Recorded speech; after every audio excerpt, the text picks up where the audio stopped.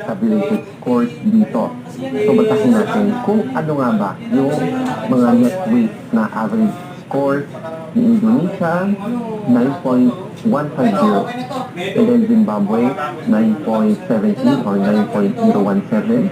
Cambodia, 8.983. Thailand, 9.267. Then Dominican Republic, 9.067. USA, so siya yung pinakamataas dito, 9.517.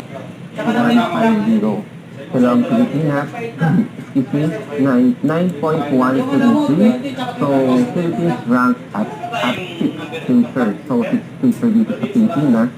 And ito yung isa sa mga reason bakit hindi siya nakapasok sa top 5. Pero hindi natin alam kung ang basahan lang dito is yung feeding down.